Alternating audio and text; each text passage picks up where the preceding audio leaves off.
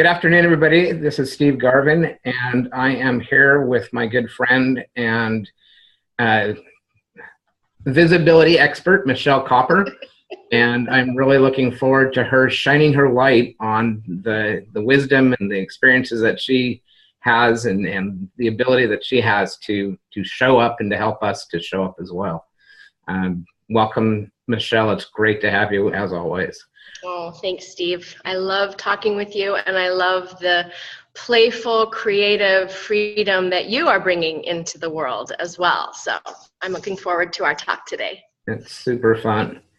So I know you have an interesting story. Can you tell our listening guests a little bit about yourself and how you got to where you are right now?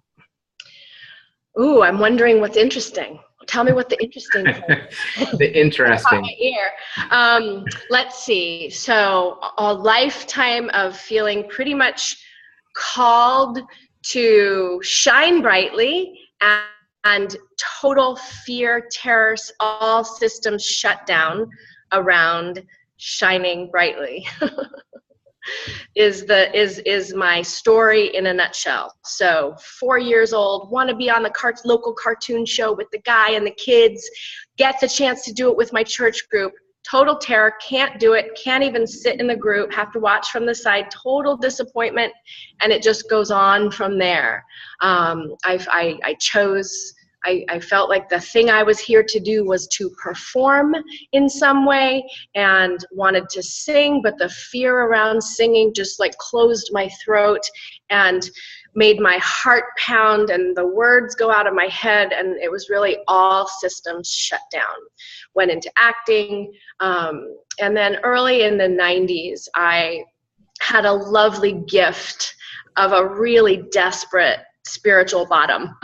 The gift of desperation, and began to realize, well, was kind of saved by spirit, in my opinion, shown another possibility, another kind of way to live, and a whole bunch of awareness around how much that fear and desire were really constricting my freedom in life, really limiting what I was able to do, and a lot of work to just get around in the world in the day. So that led me to studying yoga, and I was a yogi before it was so cool back in the 90s, and that led me to a whole bunch of spiritual texts, and I began to study a lot of personal development and spiritual growth, and quickly after then began to teach, but always having this, I'm supposed to sing and I can't feeling. So I'm kind of pursuing a professional acting career in New York City and teaching. And I found I started to have whole songs drop into my head while I was walking to my day job, and felt because of all this other inner work that I'd been doing that those were gifts, and if I didn't share them, they would never exist in the world, and I felt this obligation to sharing them. Total trauma, shut down, cry, can't swallow, can't get enough water, apologizing, shrinking, cringing, I can't do this. And that led me to a teacher in Manhattan who helped me begin to clear some of this crazy, out of this world fear.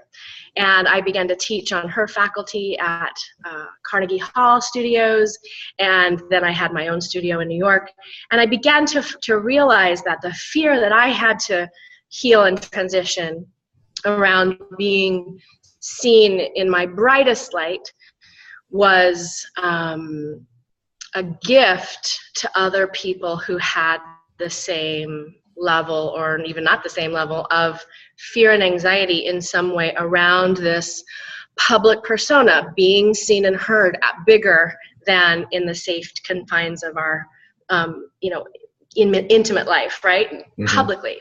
And quickly in New York began to work with, initially, I had friends who were on Broadway and working at a really high level, but maybe they thought they were a dancer or an actor and not a singer. So initially really working with people who wanted to get more confident around singing sounds. That soon led me to work with people who were building businesses or presenting at work, or really realizing that their experience was limited because of their feeling of being tongue-tied and their heart racing and the mouth going dry, and they're just like, I just can't do that, you know, and then something would lead them into this work with me. So I quickly realized that I loved to help people who were not singers find and free their physical voice. I should say the yoga practice that I was trained in and studied in was very much grounded in humming and toning, and that's how my voice came back to life. And that that practice really called those songs that started to drop in very much so by the physical voice can activate and create space around some of that fear and constriction. So it was a hand-in-hand process, if that makes sense. And then I quickly realized how much I love to work with people who would say they were non-performers or non-singers, because I do know that humans have an innate desire to be seen and heard, and especially now more than ever, our voices, our opinions, in the sense of sharing our gifts and full talents are so important, and so many people are really stifled around that self-expression.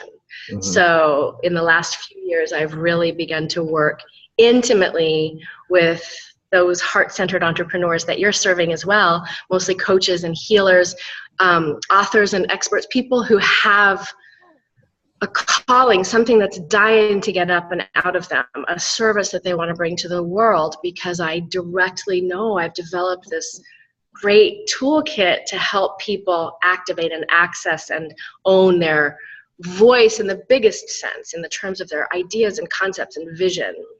Does that make sense? Is that my story in a 5-minute nutshell?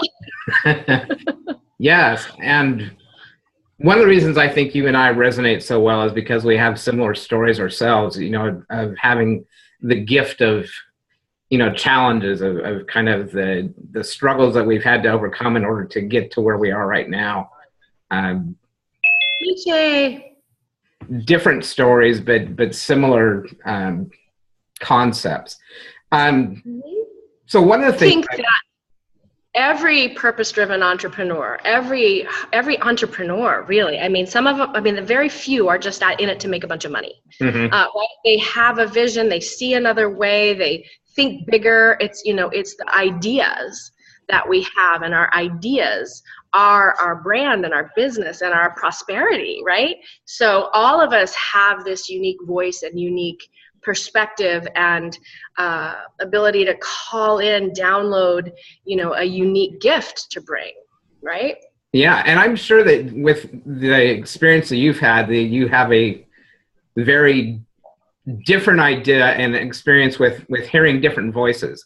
You know, my expression is more drawing and doodling and so forth, and it always amazes me that every time I draw, it always comes up differently, right? I mean, it's never the same thing. It's not like I'm doing the same thing over and over again.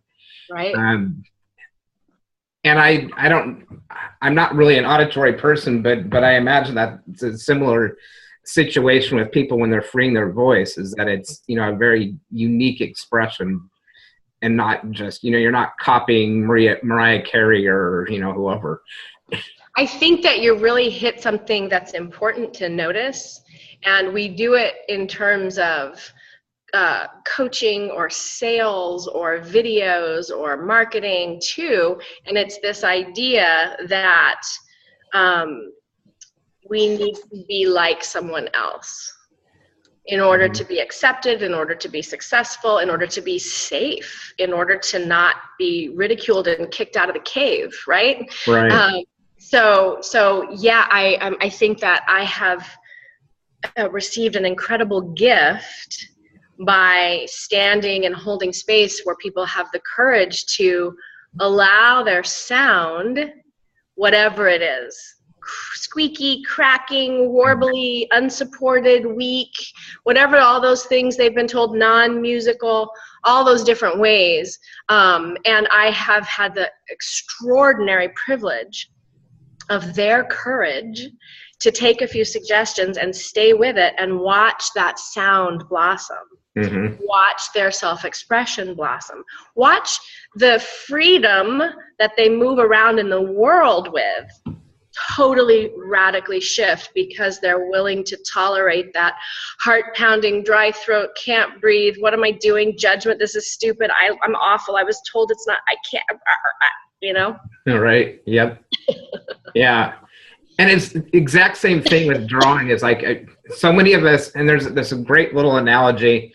A guy named William McKnight, who is an executive at Hallmark Cards, had this habit of going into grade schools, and he'd comment about the art on the walls. And in kindergarten, he'd go in there and ask, who did all this great art? And like everybody's hand goes up in the air. But by sixth grade, there's like 2 or 3 people that are raising their hands, and they're like looking around timidly, like, are these guys going to think I'm a freak because, I'm drawing or whatever. But when we're free, when we let ourselves go to do that, to create, whether that's through voice or through drawing or through whatever it may be, then our genius shows up. And I think that culturally that's why I have really transitioned to move into working with people who have work to bring to life in the world, whether it's drawing or playing or marketing or, selling pencils, whatever their work is when they feel that calling. We have so much to transition through culturally, and the fear programming of being small, playing safe, being judged, being criticized, and this myth that I am on to destroy that you either got it or you don't. It's the exceptional people who have wealth or creativity. It's the movie stars, it's the music stars, it's the famous artists. And I think that each of us has those really powerful gifts to bring, and our journey as humans is to bring them. So I am out to destroy this myth that you're either a natural or you're a hack. Absolutely. That's wonderful. I commented in my group today about, kind of that same idea of, that I've got to be an expert status, but like this mythological expert status, right? In order to be able to share my message. And one of the things I heard you say earlier was about how you had these songs that were downloaded, and you had, it sounds like, correct me if I'm wrong, but you had the ability to sing, whether natural or trained or both or whatever. So was there an element of accepting yourself as you were, or was it what was the process like for that to get from where you were to where you wanted to be? Yeah, I think I only recently realized that I am actually where I quote unquote used to want to be. And now I have all these other places I'm ready to get to. So, and excited to get to. It's a great question. What comes up for me is that I talk about stepping stones. And when we're living in black and white extremes of I have to be, and this is what stops people from making videos. This is what stops people from starting businesses. This is what stops people from sending an email or posting on Facebook. I'm sorry, I have an allergic nose this morning. So it stops us is this notion that we're going to go somewhere, and I have a great analogy for actors who do this. We're sent to acting school and taught how to act, and it's all about the process, and the process is awesome. Lots of people skip over the process, but the process doesn't teach us how to get a job.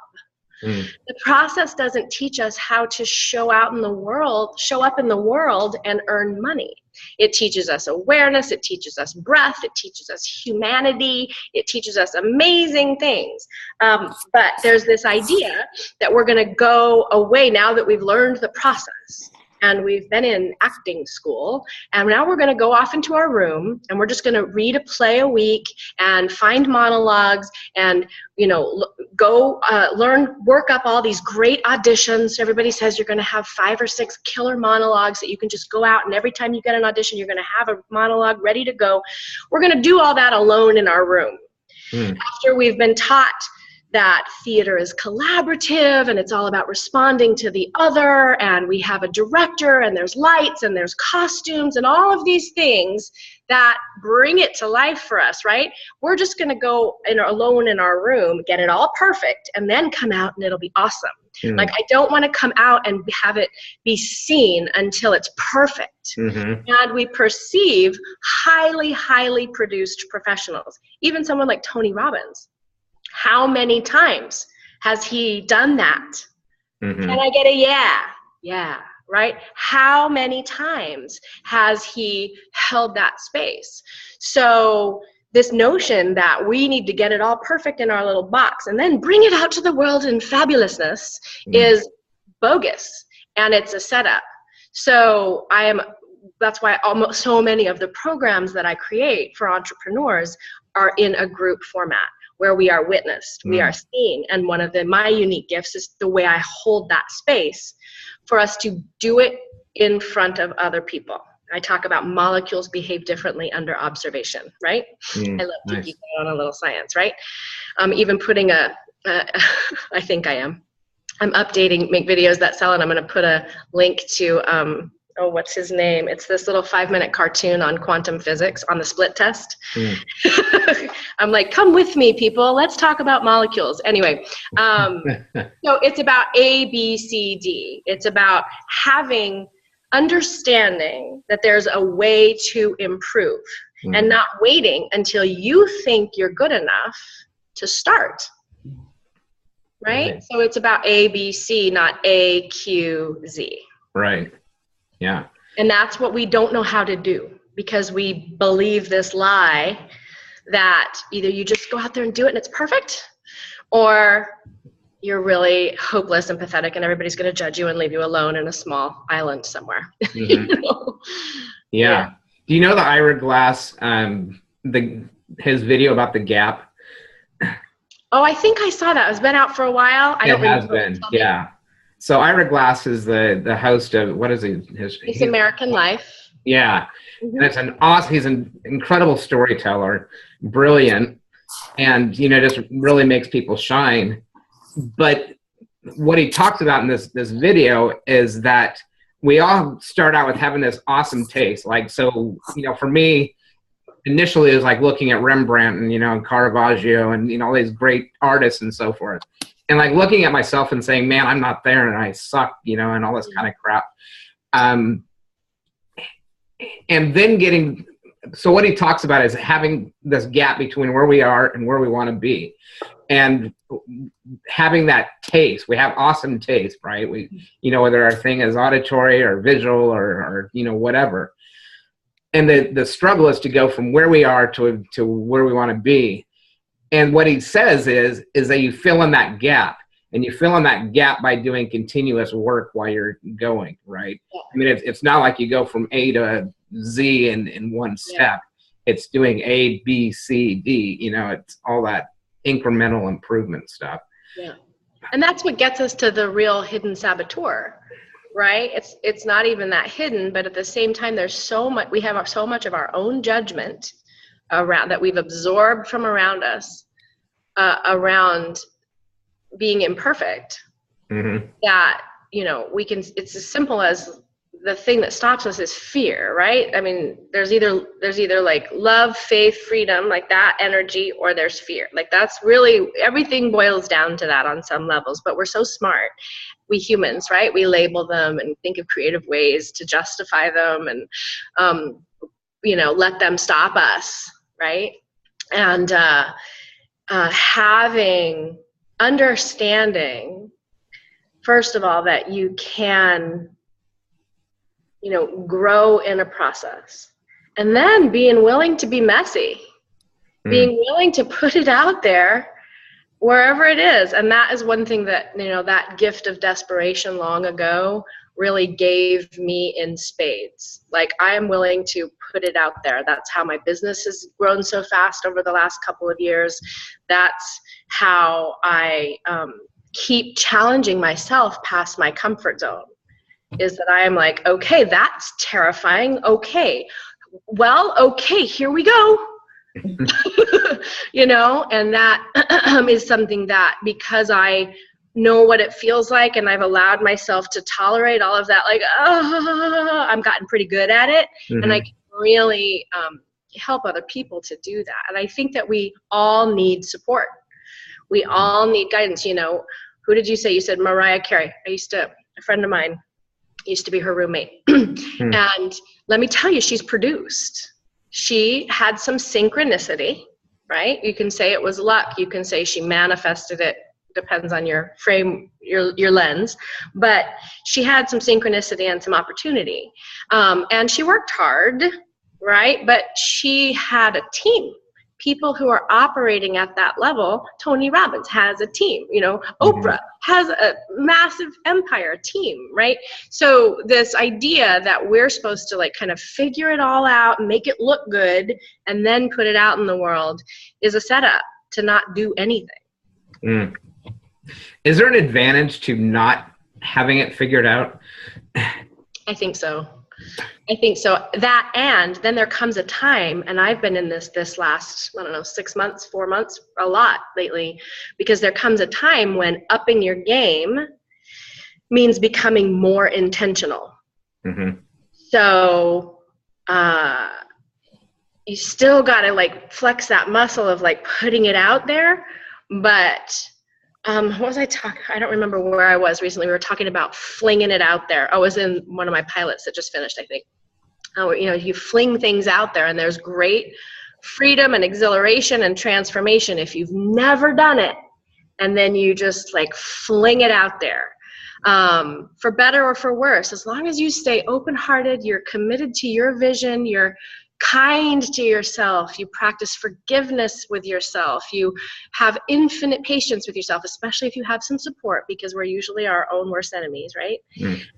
And you put it out there, it's incredibly transformative. So now I've been doing that for 25 years. And it, you know, the opportunity that I had this past fall where I was pitching to those industry leaders in front of 400 people was a way, for me to turn up the heat, to take it to another level, to craft what I'm saying, and to own all of the flinging it out there that I had done, and really be able to be present with the moment and the lessons that I learned in those moments, and then saying, okay, I want to own that wisdom and take it and put it into my words and be intentional with these big people, right? These fancy people and all these other people. So there's a way that we're then like turning up the stakes, turning up the heat, raising the stakes by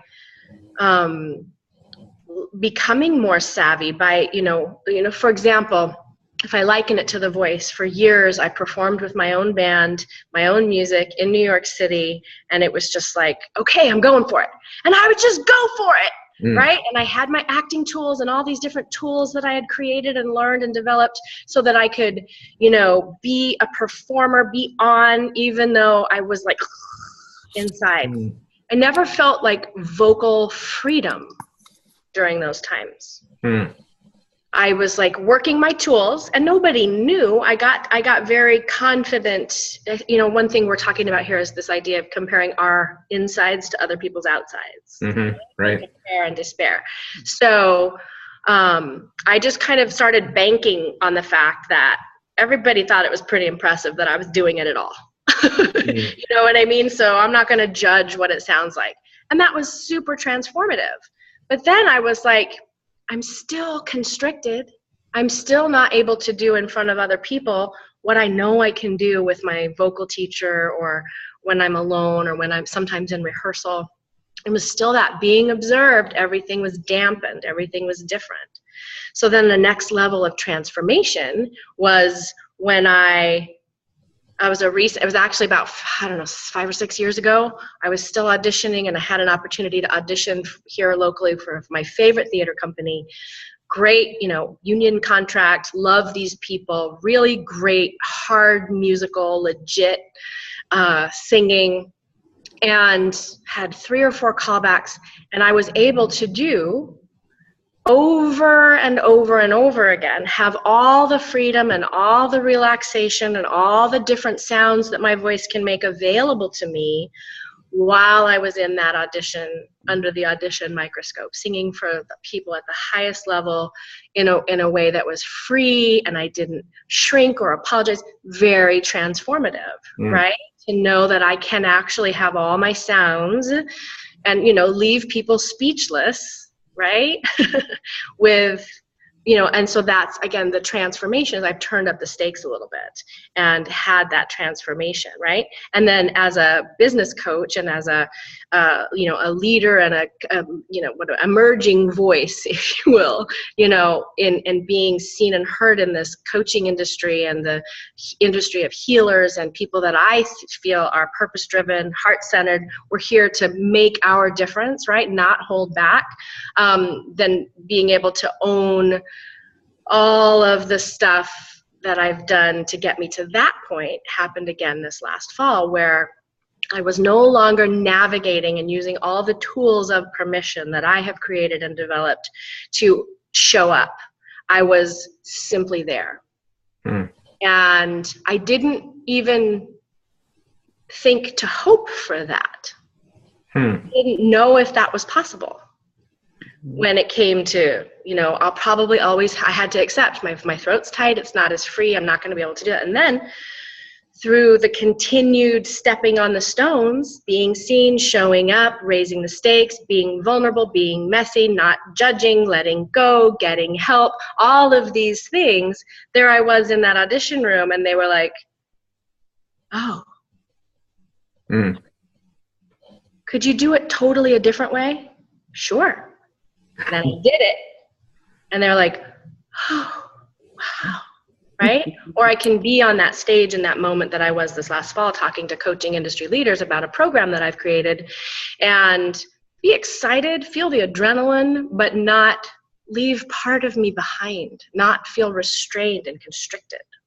And I didn't know, I had let go of even needing that in order to speak and to teach and to heal and to lead, right? And that's where the transformation came. That's really powerful. So one question I have with regards to that is, if you had that aha moment that enabled you to have that transformative experience, like back in the very beginning of your career, would you have been able to make that switch, or did you have to go through all that stuff in order to get to that point where you were able to make that switch? And I know that's kind of hypothetically speaking, but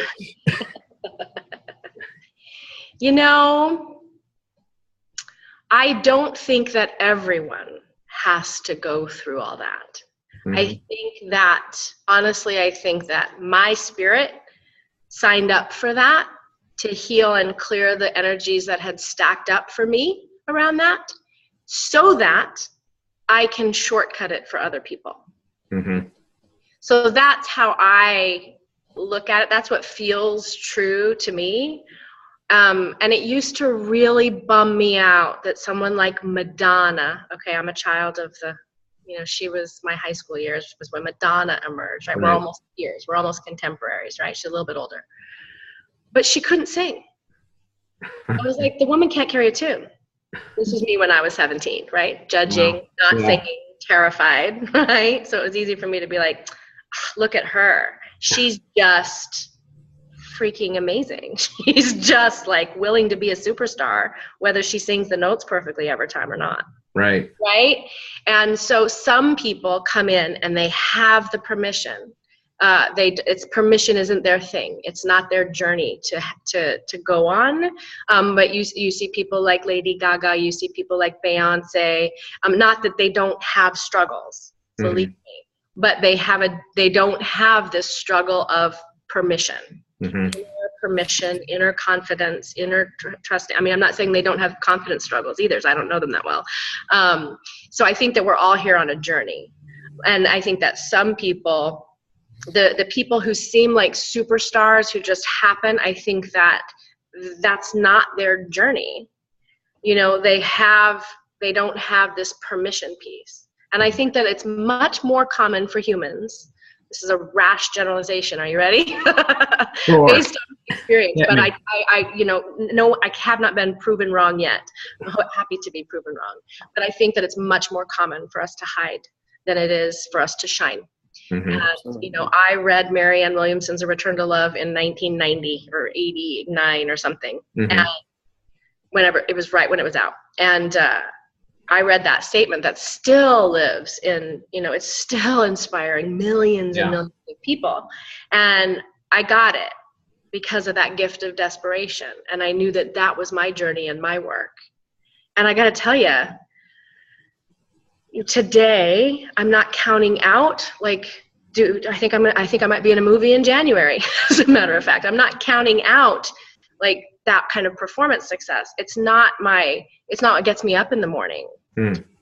It's helping other people shine, unlock that inner permission and the freedom. It is exhausting to live in fear and hiding.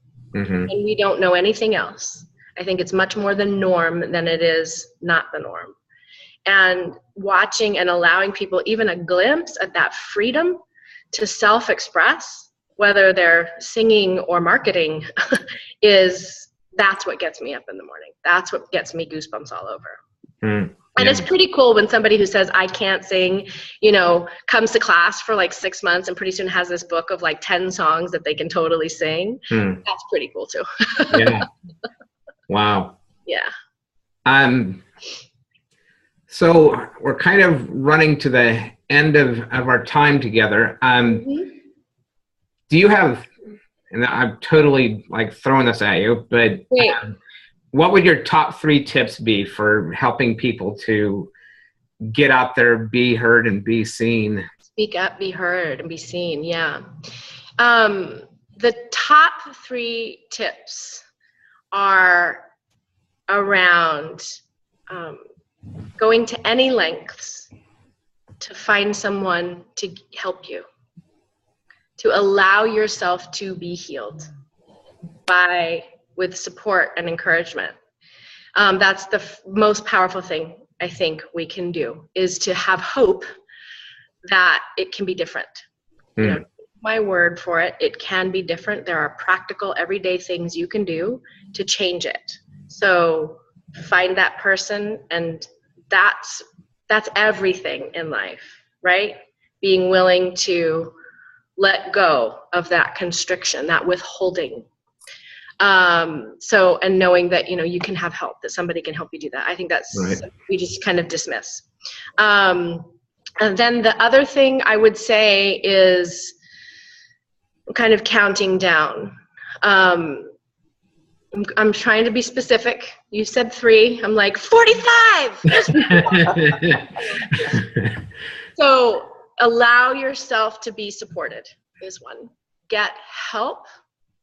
It's the most important thing you can do. And then I can't decide which order, but I'm going to say that really practice. How do you get to Carnegie Hall? You practice, practice, practice. Allow yourself those 10,000 hours to mastery, and those 10,000 hours don't happen alone in your room, because honestly, alone in your room, you won't do them. So that gets me to the kind of the third thing, which is about set a date, put it out there, right? Give yourself a deadline and start by starting rather than waiting until you're ready. So what did I say? I said, allow yourself help, support, encouragement, nourishment, right? That kind of support, not criticism. You don't need to find somebody to make you better. You're already good enough. But find somebody who can empower and embolden and inspire you to dare, right? And what was the second thing I said? Do you remember? Practice. Practicing. So practice not only out loud alone. Your video camera is a great way to raise the stakes, because everybody goes, oh God, there's a reason for that. But that's not what we're talking about today. So practicing on camera can be a great way to raise the stakes. And then book an opportunity to go to a networking thing where you have to stand up and say who you are. Book an opportunity to show up and talk with somebody on a video interview. Book, set up a time to be on Facebook Live and go for it. Those are like video and kind of permanent record ways to do it. But you can also, arrange a small speaking or gig with your, friends or family or colleagues. Put yourself in the hot seat and you will grow. And I would also say there's incredible power, and we don't know about this, and this is one of the things I was saying I do in this group process, in being in a group process where you can practice and be witnessed, not in a critique way. This is incredibly important, not in a critique way, but in a way that is nourishing and encouraging and also gives you some real, clear, neutral feedback. Because I'll tell you, what you think about yourself is really none of your business. What you think you look like, what you think you sound like is really none of your business. And it's interfering with how you get your work out in the world. All right? So you need some objective feedback that's not looking to tear you down and make you better, but that's looking to put you back together and tell you what you're doing well and get you out there doing more. Yeah? Wow. And then what was the third thing? Deadline. Set a date. Set a date. Put it out there. So really don't just practice alone in your room or in your safe, cozy group. Then it's time to put it out there. Don't wait until you're ready. Yeah. Because you're already ready. I love that. I'm actually going to turn it to gallery view. So if anybody has any questions or anything, and I know that we had, hey, Nietzsche. Hi. And one of the questions we had. Yeah, Suzanne had a question. What was that? Right. So basically, how do you keep, and I'm going to rephrase it a little bit, but how do you keep it live? I mean, how do you keep it fresh so that it's, when you're doing the same thing over and over again, like Facebook Live, how do you keep it interesting, not only for your viewers, but also for yourself so that it's vibrant? Yeah, I think that most people are going to have that vibrancy when they're on camera. It takes a lot to get bored, right? Because everybody's watching. It's the permanent record. It's existing forever. That raises the stakes right away. But I think this idea of engaging others and being engaging so that it's not, there are a lot of people like, hey, I'm going to just talk to you now. And so I think that actually, in terms of being an entrepreneur who's using Facebook Live to grow your business, or not necessarily even just an entrepreneur, but maybe a thought leader or a missionary or a poet or a songwriter, however you're doing it, if you're putting yourself out there, you want to keep raising the stakes of your own vulnerability. You want to be vulnerable, because that vulnerability is what's going to make the ones and zeros imprint what we send. It's like if you're in a live hall and you're performing, you're acting or you're singing or you're playing, your energy there's a kinetic energy transference that happens. This is why we practice in front of other people, because it ain't there when they're not watching, right? And so that's getting imprinted on the video too. So if you are challenging yourself to be at the edge of your comfort zone, I would say how can you step a little bit outside your comfort zone is going to be like a really powerful way to stay fresh. And then from there, we get into marketing stuff, which is about how do you engage people in those first couple of seconds. I have several different formulas of how to create simple content so that you can give a lot of value quickly. You can really engage and serve. I have a lot of tools that I share about, how to endow your videos, your lives, your live and recorded video work with that kinetic energy that imprints on the ones and zeros and brings that message or that healing to the people who watch it either live or later. Yeah. That's perfect. So I heard a quote last night that was kind of along those lines. It said, if you aren't stepping out beyond your comfort zone, the world is too small. Actually, the world is too small for you to not step outside of your comfort zone. I think the world is too small for you not to step outside your comfort zone. Right. Yeah. Because if you don't, if like being waiting until I hear this all the time.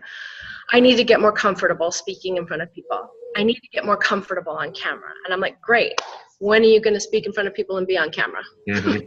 Yeah. And I always, always, always say being comfortable is overrated. I do not seek comfort. I actually seek discomfort, because that's where the expansion is. That's where the vulnerability is. And that's what makes me interesting.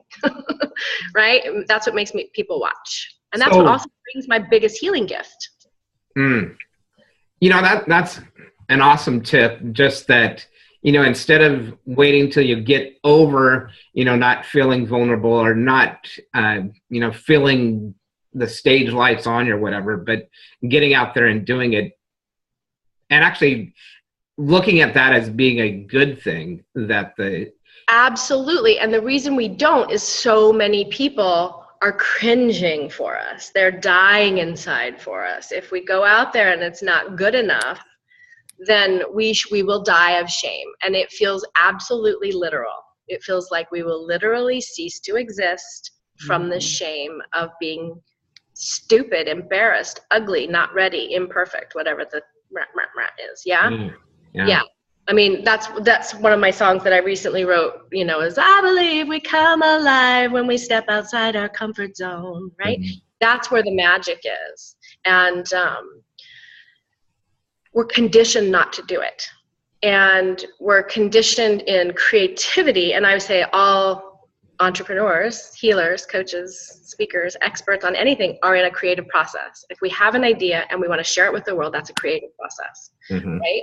And we're so bought into this idea that the creative process needs to be poked and prodded and tweaked and crafted and, you know, and perfect in some way. And the people who inspire us are the people who let it be messy, who put it out there, you know, and that's a muscle we need to build. So I build the muscle of stepping outside the comfort zone and always look for the next, you know, thing. And then what happens, like what I was talking about earlier, where all of a sudden I'm in that circumstance and I'm not using all those tools that I've developed and have to tolerate the discomfort and be me anyway, right? And then all of a sudden, wait, I'm just like here being me. Oh my God, this is so much better. I didn't even know this was possible. You know, thank you for every challenge, every dare, and, you know, that gift of desperation that makes me go, I don't want to live in this constriction. I want to live free. Wow, that's awesome.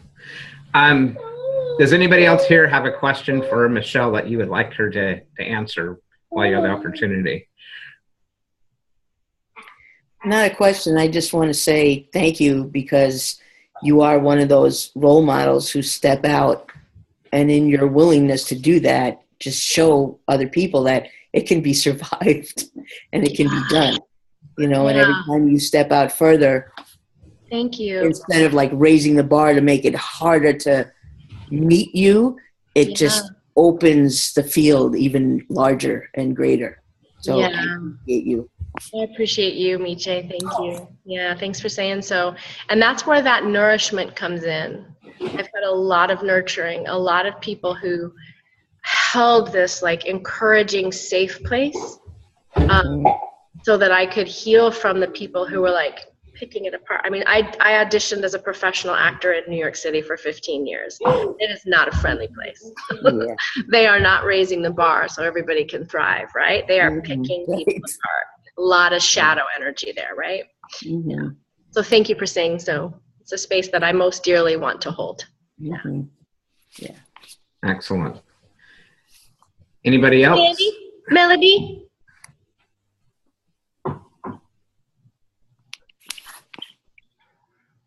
There you go. Yeah. Thank you. I was agreeing with Michelle. I'm not sure how you say your name, but Miche. Thank you so much. Yeah. While I'm listening, I mean, I get tears in my eyes. I have a lot of, I'm sitting here in the vehicle with all 6 of my kids. So 6 out of 7. 6 of 7. Yes, ma'am. Awesome. Thanks for being here. I really appreciate you. I appreciate you back, lady. Yeah. And those kiddos appreciate you too. Yeah. Awesome. Thank you so much for the opportunity, Steve. It's really a privilege to, sometimes it's in these interviews where I get to realize, oh yeah, I get to think back and be like, wow, that was like every moment of every day for so long. Right. That helps me, have even more gratitude and connection to, and like determination to like get this out to more people and say, we don't have to live small. The world needs us to live big, whatever we believe, whatever our opinions are, whatever our gift is to bring. Yeah. Beautiful. Before we part, and thank you, first of all, for your partnership, your willingness to show up and be available to other people, and to be available for us on this Ask the Expert show. Thanks for asking, Steve. I really appreciate it. My pleasure. Do you have any parting gifts or thoughts? Oh, yeah. You know what I'll do? I have, I've been looking through a lot of the different things that I've created over the last couple of years, and I have a poised, passionate presence blueprint. It's a little mini program that I've developed, and what I'll do, if with your permission, is I could put a link to that right in your group, if that's the easy way to do it. If you guys aren't in Steve's, with your permission, or I could get it real quick now and put it in the chat, or you could send it out to people on a list, however you want to do that. It's a template, steps to cultivate presence. There are we talked a lot today about, like, there are tools that you can use to navigate that deer in the headlights and to actually get a little breathing room in there. So it's a mini program that I've created that ultimately is a product that's available on my website, but I would gift it however you want me to today, Steve. Why don't you post it in the group and then make it available? Cool. What we'll do. And so if anybody, Sandy might be off my list and not in your group, but you should all be in Steve's group, which is, tell us the URL on Facebook. So my group is Heart-Centered Coaches, Authors, and Speakers. And it's part of my intention with this group is for it to be that community that you can turn to for support and getting your message out into the world in whatever expression that you do it in. So if your thing is vocal or written or whatever, I actually use several modalities myself, but we need these creative ways in the support to be who we are. A lot of times it's really difficult to be in that room, like you were talking about, practicing for the audition, whatever that audition may be. Mm-hmm. When we have a community that we can tap into, it just makes it so much easier. So that's why pitch an intro session with clients. Anytime you're saying, this is my value, here I am. Yeah. Right. Steve's group is amazing. It's got amazing people in it, and it's really playful and fun, and you get to see his art in there. So you definitely want to jump in and play. He's got a lot of great things that he's offering there every day. Yeah. So again, it's Heart-Centered Coaches, Authors, and Speakers. And one of the things that I'm offering to a very few select people is I'm actually starting up an Artist's Way group. Oh, great. In the next couple of weeks. Nice. So if that's a form of support that would work well for you, then, reach out to me. The Artist's Way has been hugely valuable to me in for me to start creating my work and to be free and inexpressive, and it's just been transformational. So yeah, I used the Artist's Way in I think it was 92 to 96. We had a group in New York who met and went through the steps over and over. We looked at some of the sequels, but great concrete exercises to give you some more creative expression room. So go do that with Steve. That'd be awesome. Yeah. And I've got a couple of other things that are going to be starting up in the group too. So, cool. It's all about empowering each other to get our messages out there and to show up with all our foibles and imperfections, which make us beautiful. So I look forward to everybody joining in and continuing to build this community, however that may look for you. Great. Awesome, Steve. Thanks so much. Thanks everybody else too for being here to play with us today. What a fun talk. Yeah, thank you. Yeah. All right. Well, I will see you around. Awesome. I know where to find you. You know where to find me. We're both on Facebook. You can find us anytime. My gift will be connected to my list if you want to come and see what I'm up to over there. And I am in Steve's group almost every day. So you'll see me there too. Excellent. Thanks, Thank Steve. you. All right. Okay, Bye, guys.